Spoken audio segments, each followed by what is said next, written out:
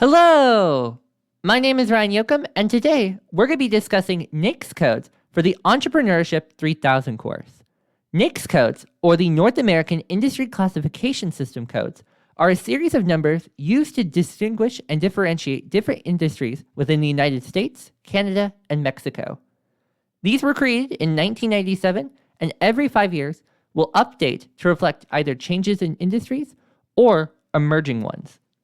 If you're looking for this for your assignment, you can go to the ETP 3000 guide, and on the top of the page, select the link to the NAICS code system. And then there are one of three ways that we can find the NAICS codes for your industry.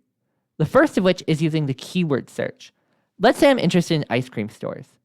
I'm going to type in here, ice cream stores. And you'll notice that I don't get anything. However, if I type in ice cream parlors, now I do get a result. And ice cream parlors are essentially the same as ice cream stores, so you will want to be careful if you take this route to make sure you're using precise wording. We can also reverse engineer the topic if we use the reference files. So I'm going to click on the 2022 NAICS codes. And then the one that will most reflect that is accommodation and food services.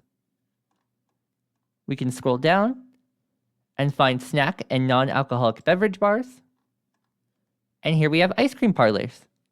The last way we can get access is if we go to the 2022 NAICS code manual, which I'll click on right here.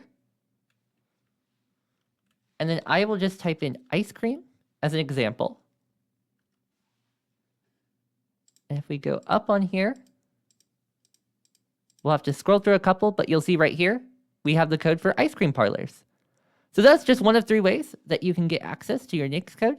And if you have any questions or any difficulties finding one for your specific industry, please feel free to reach out to me and I'd be happy to help you out. Thank you so much, and I wish you the best in finding your NAICS code.